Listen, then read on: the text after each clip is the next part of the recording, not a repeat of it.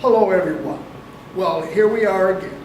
I'm Dr. Gatlin, and today we conclude our preparation for our soon-to-come, very imminent map quiz. The last section that we cover is Europe. And Europe is very important in our overall story of world history because Europe provided the glue that holds the different parts of the world together from a cultural, economic, and political perspective. Chapter 23 of your book is entitled Transoceanic Encounters and Global Connections. And of course, that starts off with Europe.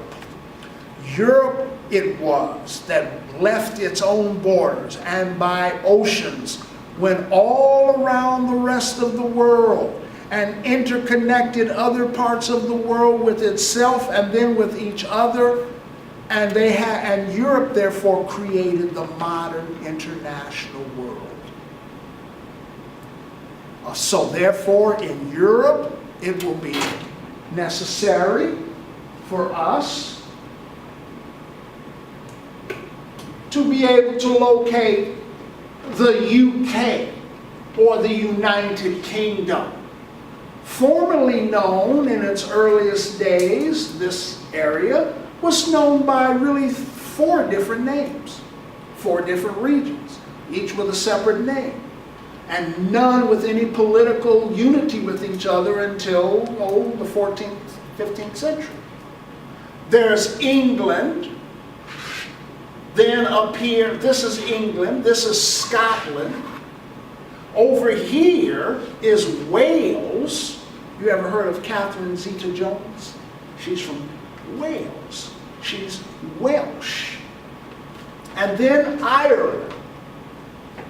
In 1707, England conquered Scotland and united the two under one crown, and they called themselves the United Kingdom, Great Britain. Then in 1922, when the northern part of Ireland and the southern part of Ireland broke apart, Southern Ireland became independent, the modern day Republic of Ireland.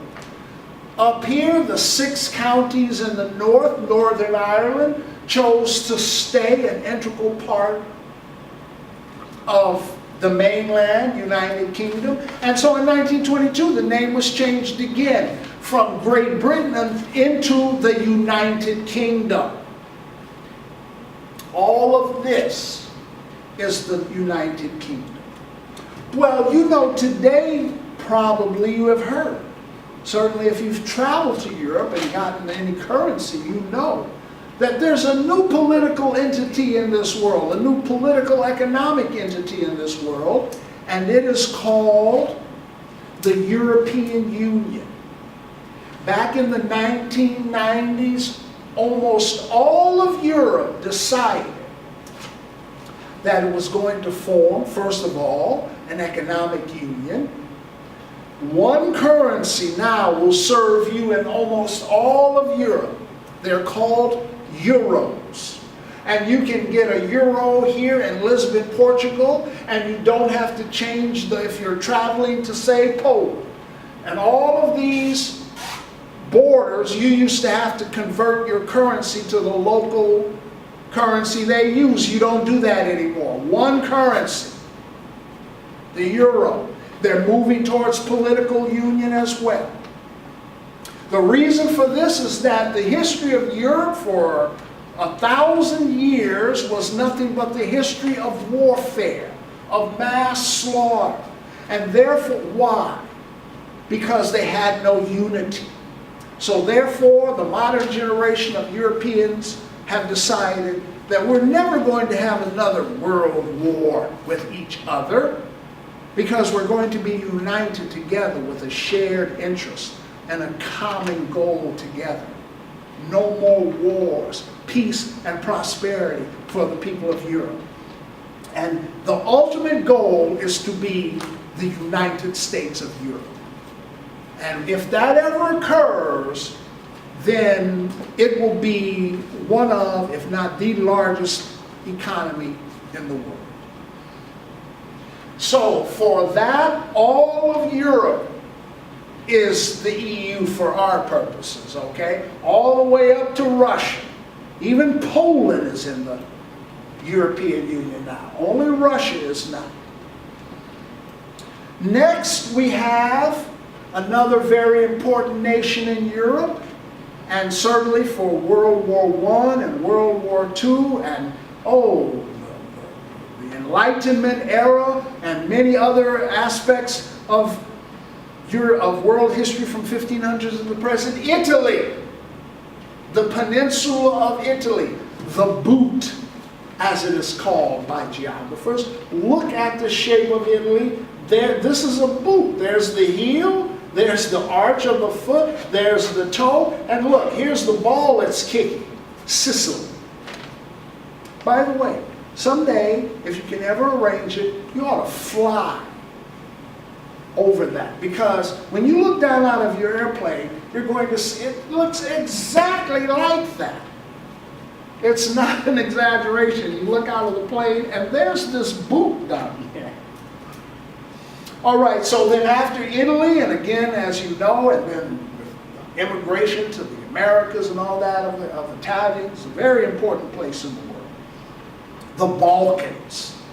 The Balkans is a regional designation for Greece, the nations of Greece, Albania, and the former nation known as Yugoslavia, which no longer exists. In the 1990s, there was a very bad civil war between the various republics that made up Yugoslavia, and the outcome was that it all broke apart. And all the several provinces that used to comprise Yugoslavia are now separate independent nations. You might notice here, there's a nation called Macedonia, but under it, in parentheses, you'll see the abbreviation FYROM. Some maps don't even have the Macedonia. They just have FYROM. Why? What does that mean? Well, it means former Yugoslav Republic of Macedonia. And the reason why many maps only have that and not Macedonia at all is because of Greece. According to the Greeks, there's no such thing as an independent Macedonia. Macedonia is a region in northern Greece. Everyone knows that. At least that's how Greeks approach it. Alexander the Great was Greek, and he was a Macedonian, and everyone knows that. And I've had several Greek friends to impress this point upon me. Macedonia is in northern Greece. Therefore, they don't like these Yugoslavs calling themselves Macedonians. You can call yourself anything you want, but not Macedonian, because that's a Greek designation.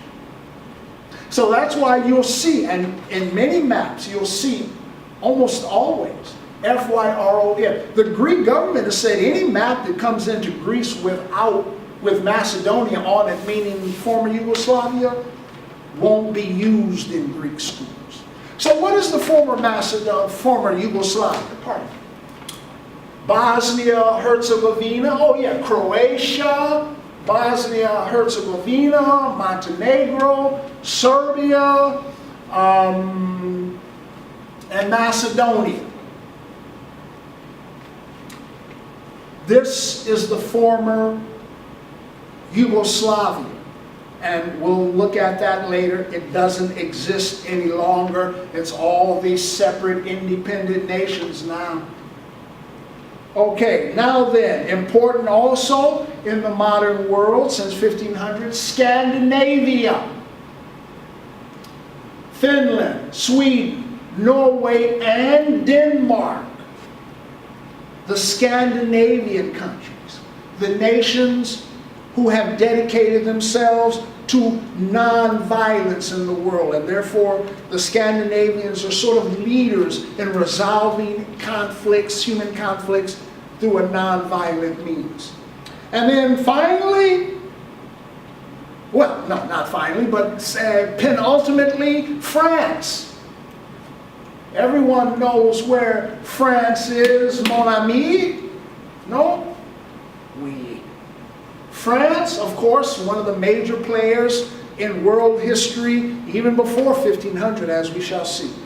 Then finally, Russia. If you're of my age, you will call it the Union of Soviet Socialist Republics, the USSR. But now they have reverted since 1990 back to the name Russia. The USSR does not exist anymore. Well, folks, we have completed our preparation for our map quiz. If you have any further questions, you can catch me in class or you can send me an email and I will respond.